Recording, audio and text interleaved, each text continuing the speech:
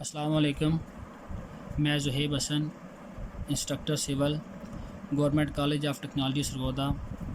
आज का हमारा टॉपिक है design and drawing of RCC one way slab.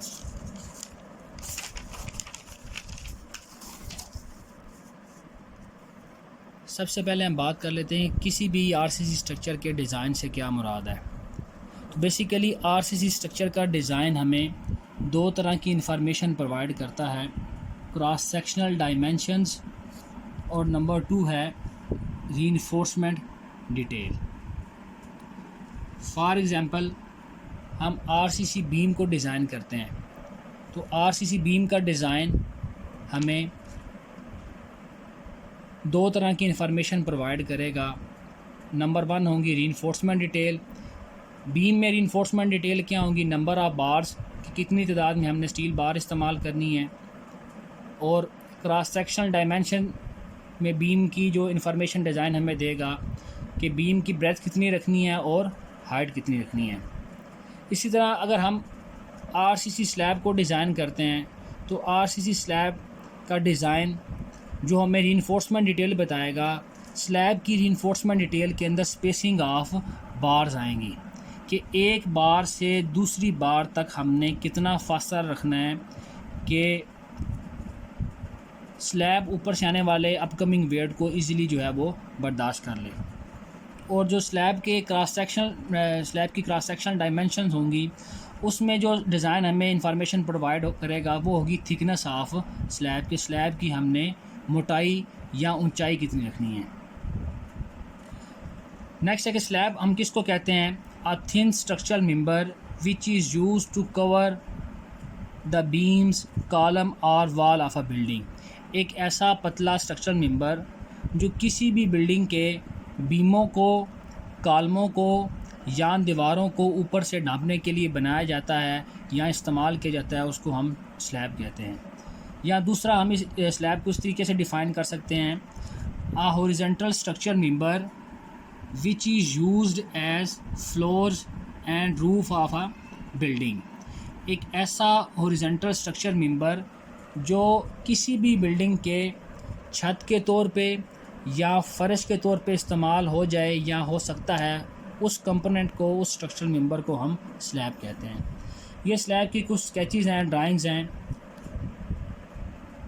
सबसे पहले ये जो टॉप पे है, ये स्लैब का आइसोमेट्रिक व्यू है जिसके अंदर स्लैब और उसके अंडरनीथ जो सपोर्ट्स हैं उसके बारे में जो है वो दिखाया गया है।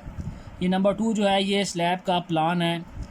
स्लैब के प्लान के अंदर स्लैब का लॉन्गर स्पैन और शार्टर स्पैन जो है वो ज़ाहिर किया गया है।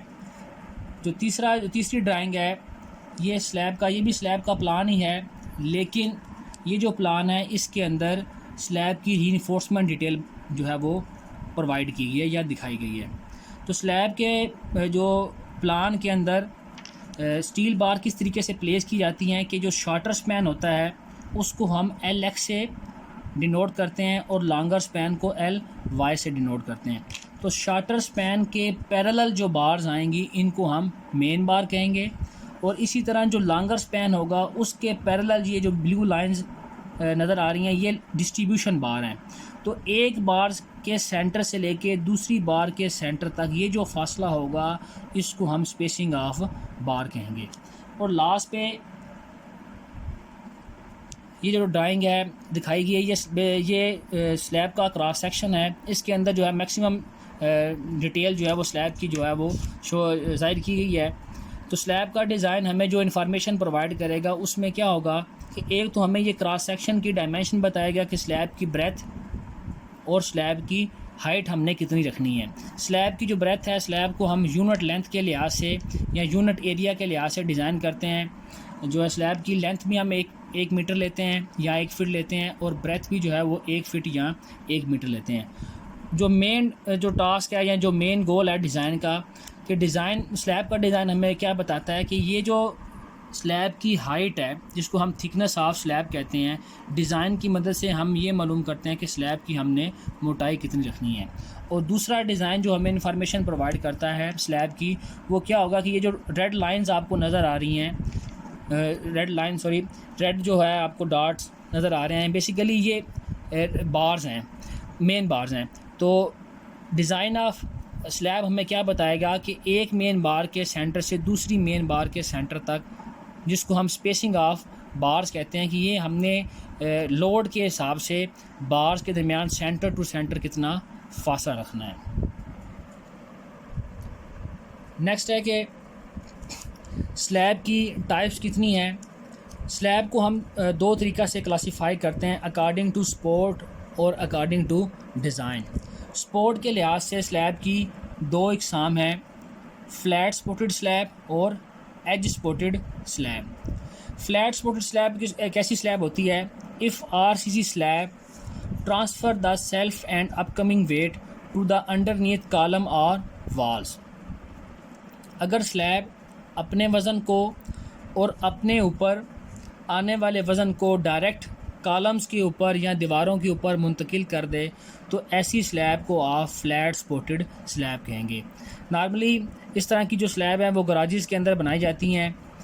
दूसरी जो सपोर्ट के लिहाज से स्लैब की टाइप है वो है edge supported slab. Edge supported slab कैसी स्लैब होती है, if RCC slab transfer the self and upcoming weight to the column और वॉल थ्रू बीम्स, कि अगर आरसीसी स्लैब अपने वज़न को और अपने ऊपर आने वाले वज़न को बीम्स की मदद से कॉलमों के ऊपर या दीवारों के ऊपर ट्रांसफ़र करे, तो ऐसी स्लैब को आप एज सपोर्टेड स्लैब कहेंगे।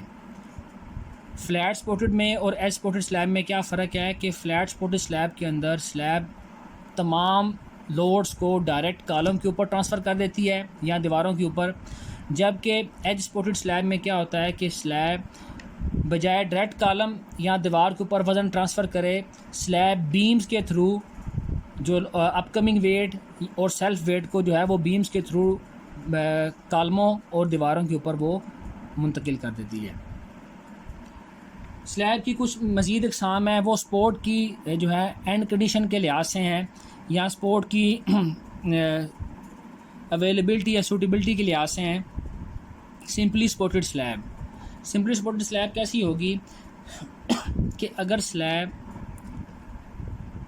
और नीचे जो सपोर्ट है, चाहे वो बीम है, कॉलम है या दीवार है, अगर स्लैब और बीम का आपस में कोई बांड ना हो, यानी कि स्लैब के स्टील को सपोर्ट के स्टील के साथ फिक्स ना किया गया हो, तो ऐसी स्लैब को हम सिंपल सपोर्टेड स्लैब कहते हैं। नंबर 2 है कैंटिलीवर स्लैब। कैंटिलीवर स्लैब कैसी होती है कि ये कैंटिलीवर बीम की तरह की होगी, एक साइड से ये फिक्स होगी, दूसरी साइड से ये फ्री होगी।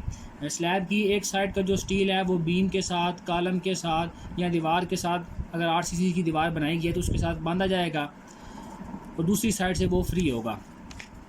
तो कैंटिलीवर स्लैब की जो एग्जांपल है या इसकी जो मिसाल है वो ये है कि जो सन शेड बनाए जाते हैं या जो जिसको आप शटर कहते हैं, अगर आरसीसी का शटर बनाएंगे उसको जो है हरफ़ आम में छज्जा कहते हैं, अगर आपने आरसीसी का बनाना है तो वो कैंटिलीवर स्लैब टाइप होगा, एक साइड से फिक्स होगा और दूसरी साइड से फ्री होगा। नंबर 3 है फिक्स स्लैब। फिक्स स्लैब कैसी होगी कि उसके स्लैब के दोनों एंड्स जो हैं, दोनों सिरे राइट साइड से भी और लेफ़्ट साइड से भी वो सपोर्ट के स्टील के साथ उनको बांधा जाएगा। ऐसी स्लैब को आप फिक्स स्लैब कहते हैं। और लास्ट पे है कंटिन्यूस स्लैब। अगर आपने पूरी बिल्डिंग के लिए स्लैब बनानी है, या आप इसको इस तरह से समझ लें या इस तरह से आप इसको याद रख सकते हैं कि अगर स्लैब के नीचे जो सपोर्ट्स हैं उनकी तादाद 2 से ज़्यादा हो, तो फिर जो आप स्लैब डिज़ाइन करेंगे वो स्लैब कौन सी होगी? कंटिन्यूस स्लैब होगी।